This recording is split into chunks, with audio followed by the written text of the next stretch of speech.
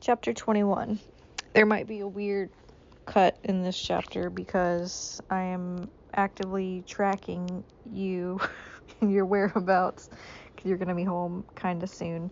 So I might have to abruptly stop the recording. But we'll see how far we can get before you get here. I was soon introduced into the presence of the magistrate, an old benevolent man with calm and mild manners. He looked upon me, however, with some degree of severity, and then turning towards my conductors, he asked who appeared as witness on the occasion. About half a dozen men came forward, and one being selected by the magistrate, he disposed that he had been out fishing the night before with his son and brother-in-law, Daniel Nugent, when, about 10 o'clock, they observed a strong northerly blast rising, and they accordingly put in for port. It was very dark night, as the moon had not yet risen. They did not land at the harbor, but as they had been accustomed at a creek about 2 miles below. He walked on first, carrying a part of the fishing tackle, and his companions followed him at some distance. As he was proceeding along the sands, he struck his foot against something and fell at his length on the ground. How did I lose track? Okay, his companions came up to assist him, and by the light of their lantern, they found that he had fallen on the body of a man who was, to all appearance, dead. Their first supposition was that it was the corpse of some person who had been drowned and was thrown on shore by the waves. But on examination, they found that the clothes were not wet, and even the body was not then cold. They instantly carried it into the cottage of an old woman near the spot, and endeavored, but in vain, to restore it to life. It appeared to be a handsome young man, about 5 and 20 years of age. He had apparently been strangled. For there was no sign of any violence, except the black mark of fingers on his neck. But the first part of the deposition did not in the least interest me. But when the mark of the fingers was mentioned, I remembered the murder of my brother, and felt myself extremely agitated. My limbs trembled, and a mist came over my eyes, which obliged me to lean on a chair for support. The magistrate observed me with a keen eye, and of course drew an unfavorable augury from my manner. The son confirmed his father's account, but when Daniel Nugent was called, he swore positively that, just before the fall of his companion, he saw a boat with a single man in it, a short distance from the shore. And as far as he could judge by the light of a few stars, it was the same boat in which I had landed. Bitch, it's fucking midnight and you've got a lantern. You cannot judge that, but whatever. A woman deposed that she had lived near the beach and was standing at the door of her cottage, waiting for the return of the fishermen. About an hour before she heard the discovery of the body, when she saw a boat, with only one man in it, push off from that part of the shore, where the corpse was afterwards found. Another woman confirmed the account of the fishermen. Having brought the body into her house, it was not cold. They put it into bed and rubbed it, and Daniel went to the town for an apothecary, but life was quite gone. Several other men were examined concerning my landing, and they agreed that with the strong north wind that had risen during the night, it was very probable that I had beaten about for many hours, and had been obliged to return nearly to the same spot from which I had departed. Besides, they observed that it appeared that I had brought the body from another place, and it was likely that I did not appear to know the shore.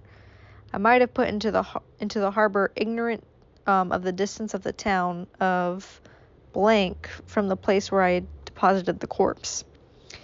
Mr. Kerwin, on hearing this evidence, desired that I should be taken into the room where the body lay for interment, and that it might be observed what effect the sight of it. That's the wrong one. Okay. There we go. Served what effect the sight of it would produce upon me. This idea probably suggested by the extreme agitation how do I keep losing my spot? By the extreme agitation I had exhibited when the mode of murder had been described. I was accordingly conducted by the magistrate and several other persons to the inn. I could not help being struck by the strange coincidences that had taken place during this eventful night, but knowing that I had been conversing with several persons in the island I had inhabited about the time that the body had been found, I was perfectly tranquil as to the consequences of the affair. I entered the room where the corpse lay, and was led up to the coffin. How can I describe my sensations on beholding it? I feel yet parched with horror, nor can I reflect on that terrible moment without shuddering and agony.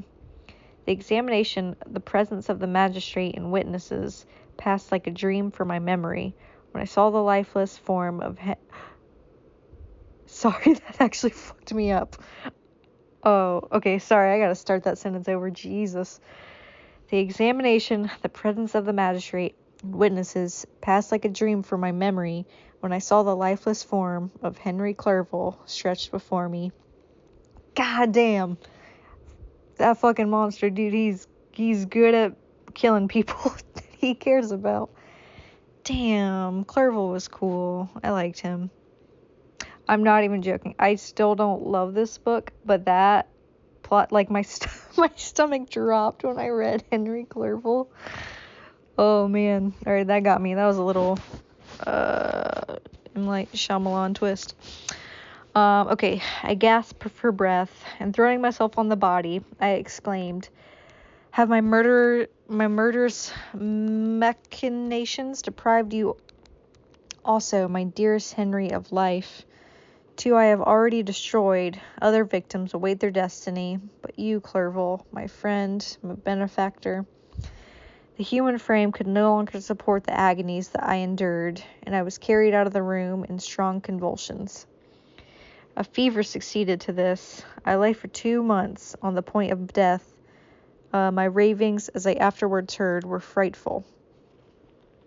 I called myself the murderer of William, of Justine, and of Clerval. Sometimes I entreated my attendants to assist me in the destruction of the fiend by whom I was tormented, and at others I felt the fingers of the monster already grasping my neck, and screamed loud with agony and terror. Fortunately, as I spoke my native language, Mr. Kirwin alone understood me, but my gestures and bitter cries were sufficient to affright the other witnesses. Why did I not die? More miserable than man ever was before, why did I not sink into forgetfulness and rest? Death snatches away many blooming children, the only hopes of their doting parents. How many brides and youthful lovers have been one day in the bloom of health and hope, and the next a prey for worms and the decay of the tomb? Of what materials was I made of, that I could thus resist so many shocks, which like the turning of the wheel, continually renewed the torture? But I was doomed to live, and in 2 months found myself as awaking from a dream in a prison, stretched on a wretched bed, surrounded by gaolers, turnkeys, bolts, and all the miserable apparatus of a dungeon. It was morning, I remember, when I thus woke to understanding. I had forgotten the particulars of what had happened, and only felt as if some great misfortune had suddenly overwhelmed me. But when I looked around and saw the barred windows and the squattleness of the room in which I was, all flashed across my memory, and I groaned bitterly. The sound disturbed an old woman who was sleeping in a chair beside me. She was a hired nurse, the wife of one of the turnkeys, and her countenance expressed all those bad qualities which often characterize that class. The lines on her face were hard and rude, like that of persons accustomed to see without sympathizing in sights of misery. Her tone expressed her entire indifference. She addressed me in English, and the voice struck me as one that I had struck me as one that I had heard during my sufferings. I'm going to try to do it. Okay, old woman. I did an old man. I can do an old woman. Are you better now, sir? She's got a little bit of an accent. I replied in the same language with a feeble voice. I believe I am, but if all be true, if indeed I did not dream, I am sorry that I am still alive to feel this misery and horror. For that matter, replied the old woman, if you mean about the gentleman you murdered, I believe that I believe that if you were better for this is hard to do in a voice I can read. I believe that if it were better for you if you were dead, for I fancy it and will go hard with you. However, that's none of my business. I am sent to nurse you and get you well.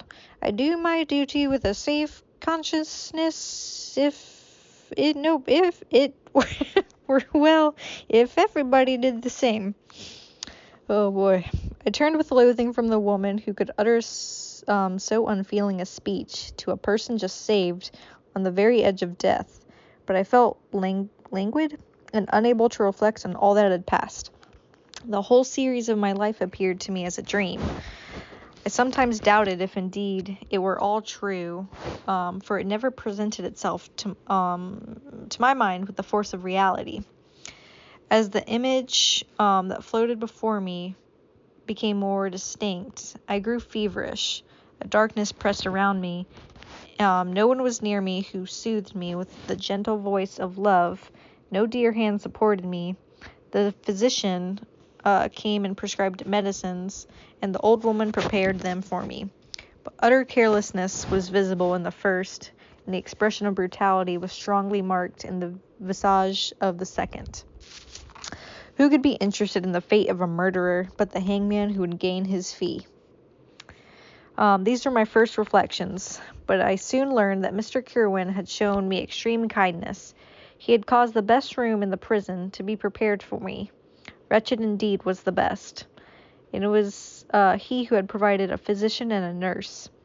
It is true, he seldom came to see me, for although he ardently desired to relieve the sufferings of every human creature, he did not wish to be present at the agonies and miserable ravings of a murderer.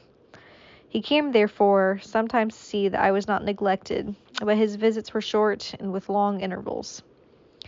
One day, while I was gradually recovering, I was seated in a chair, my eyes half open and my cheeks livid like those in death. I was overcome by gloom and misery, and often reflected that I had better seek death than desire to remain in a world which to me was replete with wretchedness. At one time, I considered whether I should not declare myself guilty and suffer the penalty of the law, less innocent than poor Justine had been. Such were my thoughts when the door of my apartment was opened and Mr. Kirwin entered. His countenance expressed sympathy and compassion. He drew a chair closer to mine and addressed me in French. I fear that this place is very shocking to you. Can I do anything to make you more comfortable? I thank you, but all that you mention is nothing to me. On the whole earth there is no comfort which I am capable of receiving. I know that the sympathy of a stranger can be but a little relief to one borne down as you are by so strange a misfortune. But you will, I hope, soon quit this melancholy abode, for doubtless evidence can easily be brought to free you from your criminal charge. That is my least concern. I am, by a course of strange events, became the most miserable of mortals. Persecuted and tortured as I am, and have been, can death be any evil to me? Nothing can indeed be more unfortunate and agonizing than the strange chances that have lately occurred. You were thrown by some surprising I don't know what this accent is. You were thrown by some surprising accident on this shore, renowned for its hospitality, seized immediately and charged with murder. The first sight was this presented to your eyes was the body of your friend, murdered in so unaccountable manner, and placed, as it were, by some fiend across your path. As Mr. Kerwin said, I fucking hope he's done talking. As Mr. Kerwin said this, notwithstanding the agitation I endured on this retrospect of my sufferings, I also felt considerable surprise at the knowledge he seemed to possess concerning me. I suppose some astonishment was exhibited in my countenance, for Mr. Kerwin hastened to say, fuck, he's still talking. Immediately upon your being taken ill, all the papers that were on your person were brought me, and examined them. I might discover some trace by which I could send to your relations on an account of your misfortune and illness. I found several letters, and among others, which I discovered from its commencement to be from your father. I don't even think this is French anymore. I instantly wrote to Geneva. Nearly 2 months have elapsed since the departure of my letter, but you are ill. Even now you tremble. You are unfit for agitation of any kind. This suspense is 1,000 times worse than the most horrible event. Tell me, what new scene of death has been acted, and whose murderer am I now to lament? Damn, little negative Nancy over here. I mean, he is true. I mean, the monster is definitely going to be going on like some kind of fucking rampage. Your family is perfectly well, said Mr. Kerwin with gentleness, and someone, a friend, is come to visit you. I don't think it's a friend. I know not by what chain of thought the idea presented itself, but it instantly darted into my mind that the murderer had come to mock at my misery, and taunt me with the death of Clerval, as a new incitement for me to comply with his hellish desires. I put my hand before my eyes and cried out in agony, "Oh, take him away. I cannot see him. For God's sake, do not let him enter." Mr. Kerwin regarded me with a troubled countenance. He could not help regarding my exclamation as a presumption of guilt, and said in a rather severe tone, "I should have thought, young man, that the presence of your father would have been welcome, instead of inspiring such violent repugnance." "My father!" cried I, while every feature and every muscle was relaxed from anguish to pleasure. "Is my father indeed come? How kind, how very kind! But where is he? Why does he not hasten to me?" My change of manner surprised and pleased the magistrate. Perhaps he thought that my former exclamation was a momentary return of delirium. Now he instantly resumed his former benevolence. He rose and quitted the room with my nurse, and in a moment my father entered. Nothing, at this moment, could have given me greater pleasure than the arrival of my father. I stretched out my hand to him and cried, "Are you then safe, and Elizabeth and Ernest?" My father calmed me with assurances of their welfare, and endeavored by dwelling on these subjects so interesting to my heart to raise my desponding spirits, but he soon felt that prison cannot be the abode of cheerfulness. "What a place is this you inhabit, my son," said he, looking mournfully at the barred windows and wretched appearance of the room. Hold on, we're going to take a brief pause to check and see where you're at, because you're probably close by now. 12 minutes. Okay, we got time. All right. You travel to see, blah, blah, blah, blah. Appearance of the room. You travel to seek happiness, but a fatality seems to pursue you. And poor Clerval. The name of my unfortunate and murdered friend was an agitation too great to be endured. In my weak state, I shed tears. "Alas, yes, my father," replied I. "Some destiny of the most horrible kind hangs over me, and I must live to fulfill it, or surely I should have died on the coffin of Henry." We were not allowed to converse for any length of time, for the precarious state of my health rendered every precaution necessary that could ensure my tranquillity. Mr. Kerwin came in and insisted that my strength should not be exhausted by too much exertion, but the appearance of my father was to me like that of my good angel, and I gradually recovered my health. As my sickness quitted me, I was absorbed by a gloomy and black melancholy that nothing could dissipate. The image of Clerval was forever before me, ghastly and murdered. More than once the agitation into which these reflections threw me made my friends dread a dangerous relapse. Alas, why did they preserve so miserable and detested a life? It was surely that I might fulfill my destiny, which is now drawing to a close. Soon, oh, very soon, will death extinguish these throbbings and relieve me from the mighty weight of anguish that bears me to dust. In executing the award of justice, I shall also sink to rest. Then the appearance of death was distant, although the wish was ever present to my thoughts, and I often sat for hours, motionless and speechless, wishing for some mighty revolution that might bury me and my destroyer in its ruins.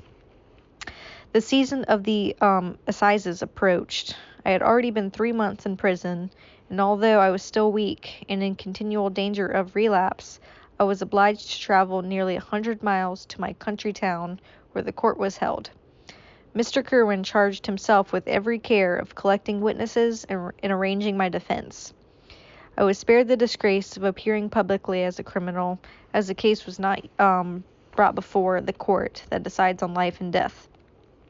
The grand jury rejected the bill on its being proved that I was on the Orkney Islands at the hour the body of my friend was found. In a fortnight after my removal, I was liberated from prison. Bro, what is this justice system? They're like, you were near the body and you're kind of suspicious looking, so jail for 3 months, and then we'll have your court. And then they're like, he was over here the whole time. They're like, oh, okay, you're good. What the fuck? My father was enraptured on finding me freed from the vexations of criminal charge, and that I was again allowed to breathe the fresh atmosphere and permitted to return to my native country. I did not participate in these feelings, for to me the walls of a dungeon or a palace were alike hateful. The cup of life was poisoned forever, and although the sun shone upon me as upon the unhappy and gay of heart, I saw around me nothing but a dense and frightful darkness, penetrated by no light but the glimmer of 2 eyes that glared upon me. Sometimes they were expressive eyes of Henry, languishing in death, the dark orbs nearly covered by the lids, and the long black eyelashes that fringed them. Sometimes it was the watery, clouded eyes of the monster, as I first saw them in my chamber at Ingolstadt. My father tried to awaken in me the feelings of affection. He talked of Geneva, which I should soon visit, of Elizabeth and Ernest, but these words only drew deep groans from me. Sometimes, indeed, I felt a wish for happiness, and thought with melancholy delight of my beloved cousin, or longed with a devouring Madeleine Dupé to see once more the blue lake and rapid Rhone that had been so dear to me in my early childhood. But my general state of feeling was a torpor in which a prison was as welcome as a residence as the divinest scene in nature, and these fits were seldom interrupted by the paroxysms, that's not it, of anguish and despair.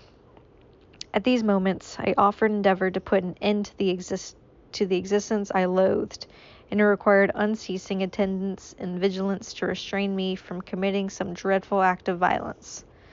Yet one duty remained to me, the recollection of which triumphed over my selfish despair. It was necessary that I should return without delay to Geneva, there to watch over the lives of those I so fondly loved, and to die and wait for the murderer, that if any chance led to me to the place of his concealment, or if he dared again blast me by his presence. Sorry, I have to check. Okay, we're still good. Blessed by his presence, I might with unfailing aim put an end to the existence of this monstrous image, which I had endued with the mockery of a soul still more monstrous. My father still desired to delay our departure, fearful that I could not sustain the fatigues of a journey, for I was a shattered wreck, the shadow of a human being. My strength was gone, I was a mere skeleton, and a fever night and day preyed upon my wasted frame. Still, as I urged on leaving Ireland with such inquietude and impatience, my father thought it best to yield. We took our passage on board a vessel bound for Havre de Grace and sailed with a fair wind from the Irish shores. It was midnight. I lay on the deck, looking at the stars and listening to the dashing of the waves. I hailed the darkness that shut Ireland from my sight, and my pulse beat with a feverish joy when I reflected that I should soon see Geneva. The past appeared to me in the light of a frightful dream. Yet the vessel in which I was the wind that blew me from the detested shores of Ireland, and the sea which surrounded me, told me too forcibly that I was deceived by no vision, and that Clerval, my friend, my dearest companion, had fallen a victim to me in the monster of my creation. I repassed in my memory my whole life, my quiet happiness while residing with my family in Geneva, the death of my mother, and my departure for Ingolstadt. I remembered, shuddering, the mad enthusiasm that hurried me on to the creation of my hideous enemy. I called to mind the night in which he first lived. I was unable to pursue the train of thought. 1,000 feelings pressed upon me, and I wept bitterly. Ever since my recovery from the fever, I had been in custom of taking every night a small quantity of laudanum, for it was by means of this drug only that I was enabled to gain the rest of necessary for the preservation of life. Oppressed by the recollection of my various misfortunes, I now swallowed double my usual quantity, and soon slept profoundly. But sleep did not afford me respite from thought and misery. My dreams presented 1,000 objects that scared me. Towards morning, I was possessed by a kind of nightmare. I felt the fiend's grasp in my neck, and could not free myself from it. Groans and cries rung in my ears. My father, who was watching over me, perceiving my restlessness, awoke me. The dashing waves were around me. The cloud sky above, the fiend was not here. A sense of security and a feeling that a truce was established between the present hour and the irresistible, disastrous future imparted to me a kind of calm forgetfulness of which the human mind is by its structure peculiarly susceptible.